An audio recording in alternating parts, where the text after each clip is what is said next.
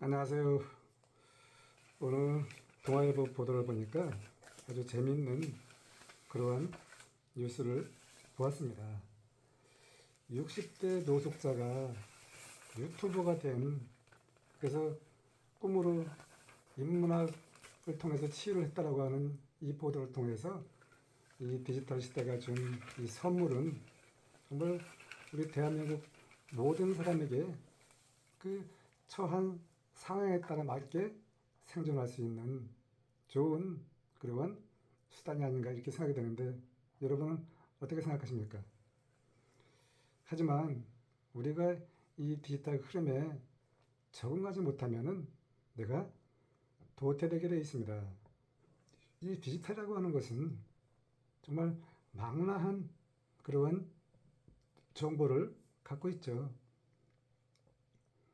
뭐 비트코인이다, 또 뭐 이렇게 또 디지털 기술이다, SNS다, 이와 같은 것들이 시시각각 빠른 모습으로 우리에게 다가오는데, 최근에 또 인공지능이 등장하다 보니까 저도 도대체 인공지능이 무엇인가 참 궁금한 그런 상황을 맞고 있습니다.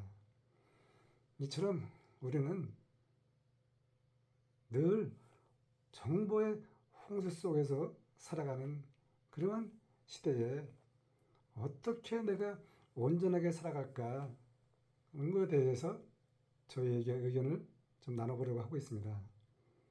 성공이 아니라 온전하게 살아가는 것입니다.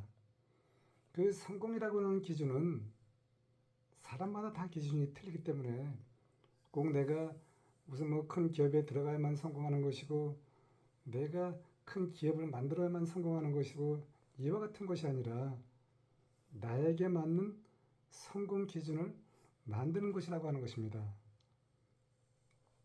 왜냐하면 이 디지털 시대에 우리가 자칫 내가 혼자 스스로 불행의 무덤에 빠질 수 있는 것이, SNS를 들여다보면은 정말 그 겉으로 드러나는 그 모습들, 화려한 모습들, 또 얼마를 벌었다, 또 나는 무엇을 구입했다, 나는 이렇게 정말 멋진 외제차를 타고 있다, 한강에 보이는 이 집에 살고 있다, 이와 같은 겉으로 드러난 모습을 보여주면서 마치 그 성공의 주인공처럼 해서 많은 사람들이 다시 거기에 혈안이 돼서 수많은 그 강의비를 투자해서 거기에서 또 좋은 내가 결과를 얻을 수 있지만, 그 모습을 보여주는 그 사람은 더 그 수많은 힘든 사람들의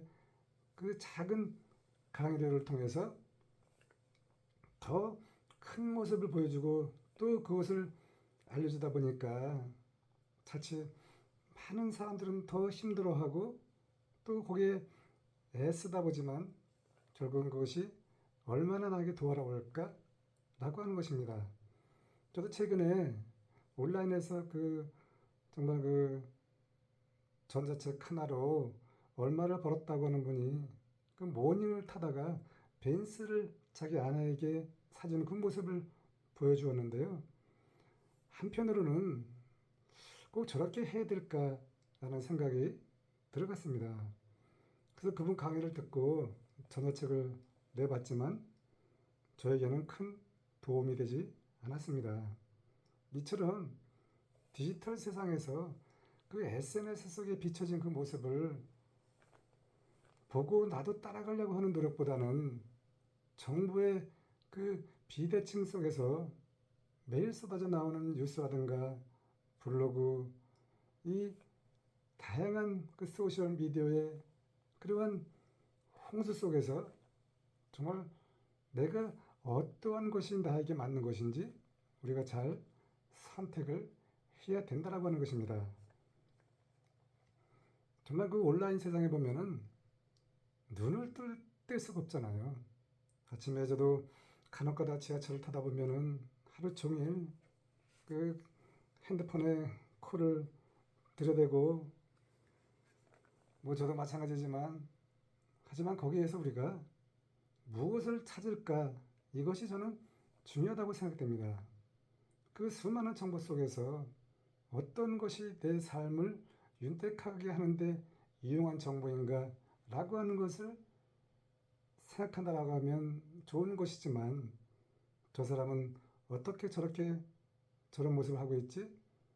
또 어떤 사람은 해외 바캉스를 가서 그 멋진 모습을 보여줄까? 이러한 것에 대해서 내가 거기에 그것을 부러움을 사는 것보다는 좀 더 온전하고 내 삶을 들여다보고 나를 다시 다져보면서 내 마음가짐을 잡을 수 있는 이러한 정보를 찾아내는 것이 저는 중요하다고 생각합니다. 디지털 세상이 준 이 두 가지 양면성 중에서 그 겉으로 드러난 정보에 휘둘리지 말고 내가 혼자 주체적으로 살아갈 수 있는 그런 모습을 찾아내는 온전한 컨텐츠가 저는 중요하다고 생각됩니다.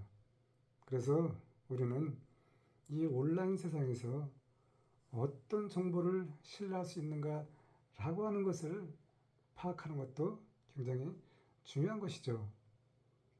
정보 양이 너무너무 많다 보니까 거기서 우리가 필터를 해야 됩니다. 아까 말씀드린 것처럼 온라인에서 수많은 사람들이 성공담을 들여다놓고 그것을 또 많은 그 신기한 사람들에게 알려주어서 나에게 오면은 나처럼 된다라고 하는 그런 유혹을 뿌려서 거기에서 본인은 많은 것을 얻을 수 있지만 막상 거기에서 그 몇 주 과정을 들인다고 해서 그것이 바로 일로 이루어지진 않는다라고 하는 것입니다. 그 사람은 오랫동안 그 힘겹던 스토리를 이야기하면서 그것을 겉으로만 보여주는데 과연 어디까지 진실인지 모르겠지만 우리는 이제 그 정보를 통해서 내가 거기서 걸러낼 것은 걸러내고 내가 온전하게 나를 되돌아볼 수 있는 그러한 모습을 찾아서 내가 나를 다지는 그러한 자세가 중요하다고 저는 생각이 됩니다. 이제 온라인 세상에서는 나에게 맞는 그러한 생존 전략이 중요하다고 생각됩니다. 그 사람을 따라가는 것이 아니라 나를 되돌아보고 나를 깊이 있게 보고 예를 들면 제가 대학 졸업 당시에 스카이 갈 수가 없잖아요. 나의 능력은 거기밖에 없는데 이와 같이 나의 능력을 깨닫고 내가 최대로 한 것이 여기라고 하면 여기에 만족을 해서 거기서 다시 내가 쌓기를 하다 보면은 인생이라고 하는 것은 대학 시절은 대학 시절에 끝난 것이고 또 대학 시절 이후에 수많은 그 넓은 세상에서 아무래도 좋은 스펙 가진 사람이 유리하겠지만 그 드넓은 세상에서는 꼭 남들이 가는 그 곳만이 성공이 아니라 남들이 가지 않은 그것도 나에겐 성공이라고 하는 것입니다. 그래서 우리는 이 디지털 세상에서는 겉으로 드러난 그 모습만 바라보지 말고 그 이면에 나를 들여다보고 나는 내가 정말 어떻게 살아왔나? 나는 어떠한 사람인가? 내가 최대로 할 수 있는 것은 어디까지인가? 이것을 보고 우리가 보면 턱걸이도 잘하는 사람은 뭐 몇십 개씩 하잖아요. 못하는 사람은 깔딱깔딱하다 끝나는데 이처럼 우리 인생이라고 하는 것이 깔딱깔딱 한다고 해서 그것이 불행은 아니다라고 하는 것입니다. 왜냐하면 제가 여기에 하나 사진을 보여드리겠는데요. 제가 어제 그 경제적 자립이라고 하는 글을 쓰다가 이 사진을 보았습니다. 이 사진은 제가 가장 힘들었던 그 대학 시절 이 사실 당신의 보석입니다의 이 책 속에 있는 그 모습을 제가 그려낸 그 책인데 그 중에 하나가 바로 이 12평 되는 연탄 떼는 집에 살면서도 제가 가장 환한 웃음을 그렸다고 하는 것입니다. 이 사진을 우연히 제가 봤고, 요 제가 안고 있는 요 것은 우리 저희 큰딸인데요. 이 5층 그 허름한 계단에서 신발을 신고도 저희 큰딸을 안고 제가 이렇게 환한 웃음을 그릴 수 있다고 하는 이 웃음을 제가 또 언제 이것을 찾아볼 수 있을까요? 지금은 제가 이렇게 넓고 편한 집에 살고 있지만 이와 같은 웃음은 찾을 수 없다라고 하는 것입니다. 이처럼 내가 힘들 때 디지털 세상에서 화려한 모습을 찾지 말고 내가 힘들 때 그 힘든 순간이 나에게 이처럼 환한 웃음을 준다라고 하는 것입니다. 여러분도 좀 이해가 되시는가요? 그래서 결론적으로 말씀드리면은 디지털 시대에 우리가 생존하는 전략은 나에게 맞게 생존하면 되는 것이고 바깥에서 나의 생존을 찾는 것이 아니라 내 안에서 나만의 길을 찾아서 생존하면 내가 언젠가는 그 지점에 나도 가까워질 수 있다고 하는 것입니다. 여러분도 저와 함께 저와 여러분 각자의 그 생존 전략을 만들어서 온전한 삶으로 정말 내가 뿌듯한 이러한 여정을 만들어가면 좋겠습니다. 11월 28일 디지털 세상에서 살아남을 수 있는 생존 전략 무자본 온라인 창업 중 강의를 제가 11월 28일 날 저녁 8시에 합니다.